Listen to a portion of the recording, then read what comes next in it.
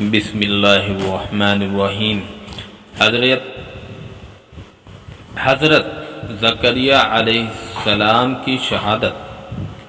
جب حضرت یحییٰ علیہ السلام کو شہید کر چکے تب حضرت زکریہ علیہ السلام کی تلاش ہوئی۔ زکریہ علیہ السلام یہ خبر سن کر بھاگے، آپ کے پیچھے بادشاہ کے ملازم بھاگے۔ جب سپاہی حضرت کے قریب پہنچے اور زکریہ علیہ السلام کو چھپنے کے لیے کوئی جگہ نہ ملی تب آپ روئے اور رو کر ایک درخت سے کہا کہ مجھے اپنے اندر چھپا لے۔ آپ کی آواز سن کر درخت فوراً بیچ سے دو ٹکڑے ہوا اور حضرت زکریہ علیہ السلام کو بیچ میں لے کر پھر مل گیا۔ تھوڑی سی دیر میں آپ کے پکڑنے والے بھی آ پہنچے، وہاں کسی کو نہ پایا مگر ابلیس لعین اس موقع پر ان کو ملا اور یہ کہا کہ وہ شخص اس درخت میں سما گیا ہے، تم ایک آرا لاؤ اور اس درخت کو بیچ سے چیر دو۔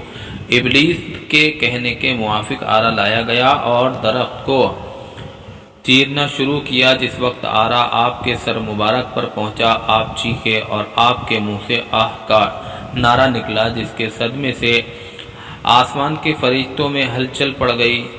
حضرت جبرائیل علیہ السلام نازل ہوئے اور کہا کہ اے زکریا علیہ السلام، خدا تعالیٰ نے فرمایا ہے کہ اگر دوسری دفعہ منہ سے ہائے نکلی تو دفتر نبوت سے نام کاٹ دوں گا۔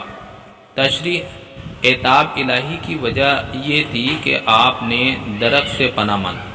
اللہ سے پناہ کیوں نہ مانگی؟ وہ درخت پناہ دینے والا بھی چیرا گیا۔ سچ ہے، اللہ کی بھیجی ہوئی مصیبت سے اللہ کے پاس ہی پناہ ملتی ہے۔ میرے بھائیو، آپ نے دنیا کی حقیقت کو دیکھا۔ ایک حرام کام کی ممانعت کرنے کے سبب ایک بدکار عورت کو خوش کرنے کے لیے دو پیغمبر شہید کیے گئے۔